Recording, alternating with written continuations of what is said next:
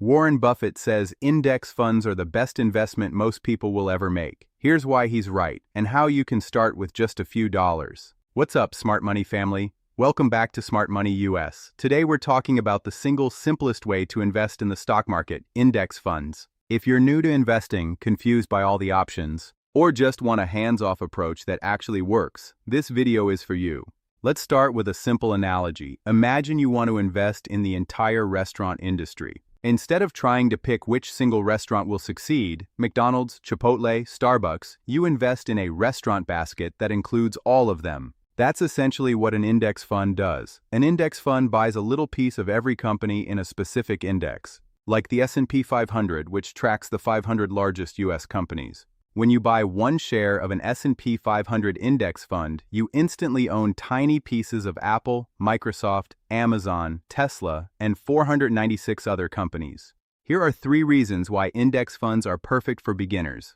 First, diversification. Instead of betting everything on one company, you spread your risk across hundreds or thousands of companies. If one fails, others succeed. Second, low cost. Most index funds charge very low fees, often under 0.1% per year. Actively managed funds can charge 1% or more. That 1% difference can cost you hundreds of thousands over decades. Third, time. You're not trying to beat the market. You're buying the market and holding it long term. This is called passive investing, and historically, it beats most professional stock pickers over time. Here are the most common index funds beginners should know. S&P 500 Index Funds tracks 500 largest U.S. companies. Total Stock Market Funds includes small plus medium companies too. Total International Funds, companies outside your home country. And Bond Index Funds, lower risk, steady income. Most beginners start with an S&P 500 or total stock market fund. That's your foundation. Here's your simple step-by-step. Step 1. Open an investment account. In the US, open a brokerage like Vanguard, Fidelity, or Schwab. In Canada, Questrade, Wealthsimple. In Europe, DeGiro, Interactive Brokers, or local banks. Step 2. Fund your account. Transfer money from your bank. Step 3. Search for the index fund. US examples: VOO, S&P 500 ETF, VTI, Total Market.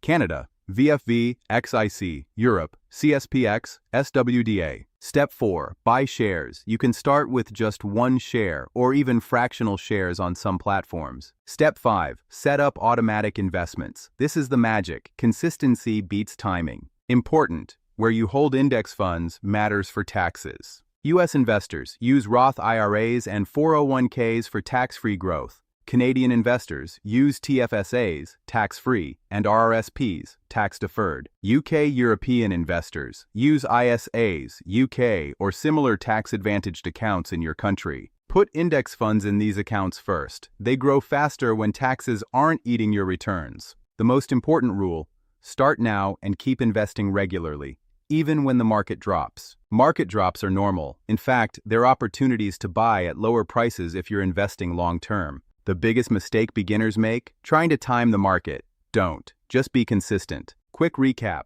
1. Index funds arm diversification in one purchase. 2. They're low cost and historically effective. 3. Start with S&P 500 or total market funds. 4. Buy through a brokerage in tax-advantaged accounts. 5. Automate and hold for the long term. If you want a follow-up video on exactly which index funds to choose in your country, US, Canada, or Europe, subscribe and comment your country below. I'll make that next. Educational purposes only, not financial advice. Investing involves risk, including loss of principal. Past performance doesn't guarantee future results.